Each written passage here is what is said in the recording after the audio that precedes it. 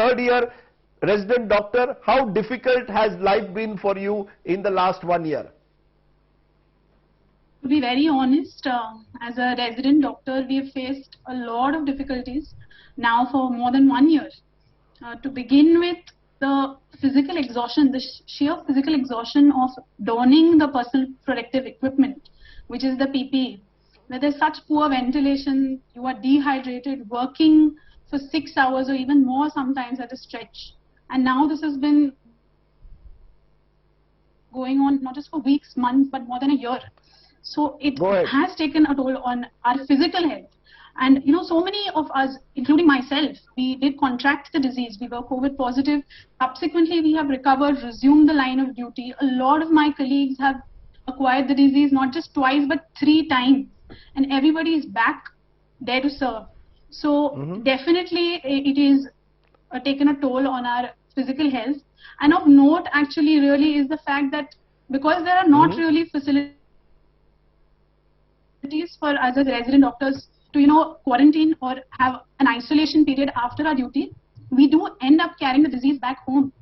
So unfortunately, a number of family members have succumbed also to the disease. So it is a very grim issue, and it has involved a lot of sacrifices, not just on part of the resident doctors, but also the families of doctors. So definitely physical health is an issue. But do you have any regrets? Do you have any regrets?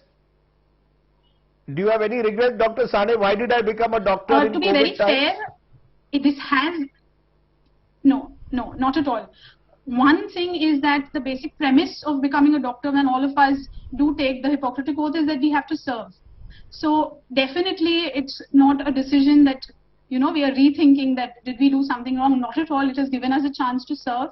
But honestly, there have been so many infrastructural lacunae, and we want to serve. We want to help patients. We want them to recover. But there are just so many obstacles to doing that. A lack of basic facilities, shortage of gloves, even intravenous cannulas, catheters, all of those things. So you want to work, but the system kind of lets you down. So, you know, that causes a lot of mental anguish, that when you are giving your 100%, why is it that the infrastructure is not invested in the same way? So that upsets me, and I'm sure most resident doctors, but definitely there is no regret of the decision to be a doctor, not at all. Not at all at all. So physical fatigue, mental anguish, the system is letting you down. Dr. Shelly Mahajan, you're a lab director at Mahajan Diagnostics. I believe you're working till 2 a.m. every day virtually. Is it taking a physical toll on you, a mental toll on you? Good evening everyone, and Mr. Sardesai, thank you so much for having me on the show. I would not deny that it is physically and mentally very taxing to be in this field right now. But at the same time, it is a matter of great pride that if we came into the medical field, we were to serve during this pandemic. That said, I would like to add that for lab work, on the surface it may just seem that a sample is being taken, then a sample reaches the lab, it goes into a machine, and then data come and then the report comes out. But in reality, what's happening in the lab is much more different. In reality, when the sample reaches the lab, it has to go through multiple steps of testing. I'll not, of course, get into the details of those, but there is one... We're having some problem with your audio. We'll try and... We're having some problem with your audio. I'll try and fix that in a moment. I want to go to Nandita Redkar in the meantime. Nandita, you are a nursing superintendent at Masina Hospital. Nandita, as a nurse, what is the biggest challenge? How long is your day, first of all? And are you every time after doing a few days you have to go into quarantine? Please tell our viewers, what is life like a nurse today in COVID times? Sabse badi chunauti, what is your biggest challenge?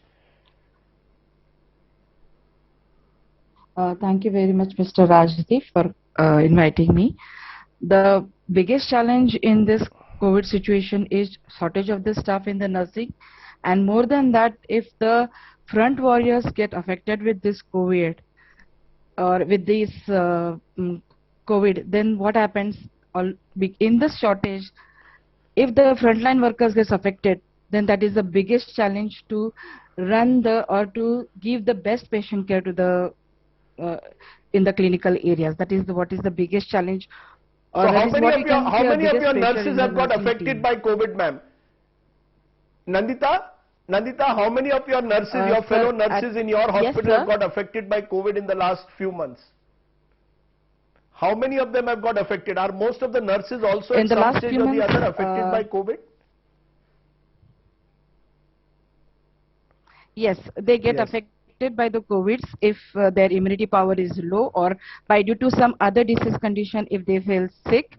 But in Masina Hospital, we take a due care of the nursing staff. We do take care of the healthcare workers. So till today, I have got only 2 nurses who have got affected last 3 months, sir.